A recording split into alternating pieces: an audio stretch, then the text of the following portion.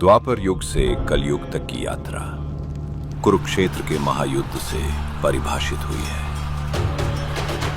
एक ऐसा युद्ध जिसमें अनेक वीर शहीद हुए, एक ऐसा युद्ध जिसकी कथाएं आज भी भारत के कोने कोने में सुनाई देती हैं। पर यदि ये युद्ध न होता तो मानवता गीता के उपदेश से वंचित रह जाती। इस युद्ध की ओर ले जाने वाली सारी घटनाएं स्वयं एक महाकाव्य हैं, और इस महाकाव्य को लिखने के लिए मुझे एक ऐसे व्यक्ति की तलाश है जो लिखने के साथ श्लोकों का सार भी समझ सके। और ऐसे ही व्यक्ति की तलाश में मैंने हिमालय की बर्फीली चोटियों को लांघा।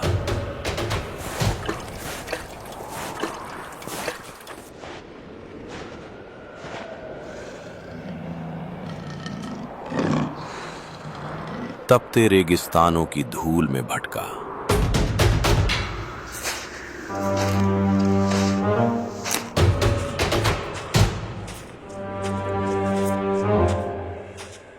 और भयंकर वनों की गहराइयों तक उतर गया।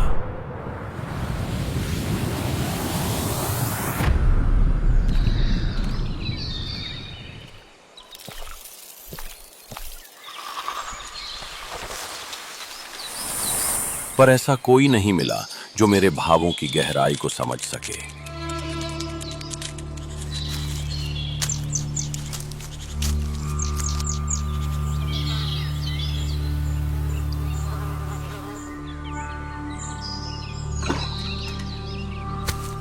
हे गणपति बप्पा, मेरी मदद कीजिए। आपके बिना ये कार्य संभव नहीं। आप आएं और मेरे सारे विघ्न दूर करें। ओम गण गणपतये नमः। ओम गण गणपतये नमः।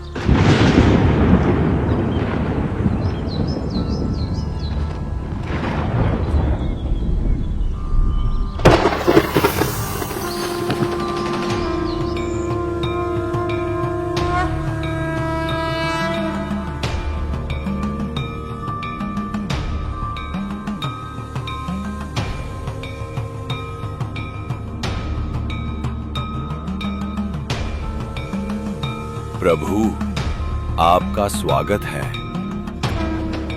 प्रणाम ऋषिवर।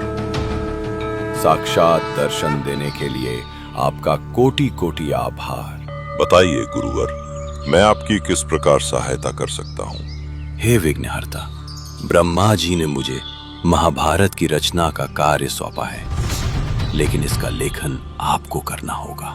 आप जैसे महान ऋषि, आप मुझे लिखने के लिए कह रहे हैं?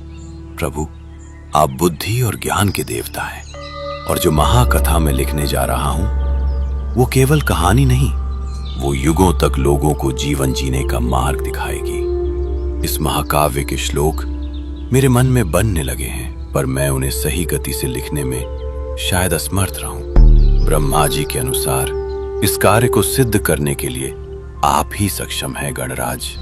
ऐसे महान कार्य को कैसे नकार सकता हूँ, लेकिन मेरी एक शर्त है। कैसी शर्त प्रभु?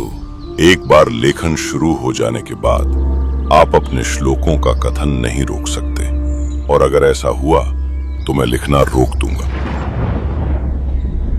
मान्य है प्रभु, पर मेरी भी एक प्रार्थना सुनिए।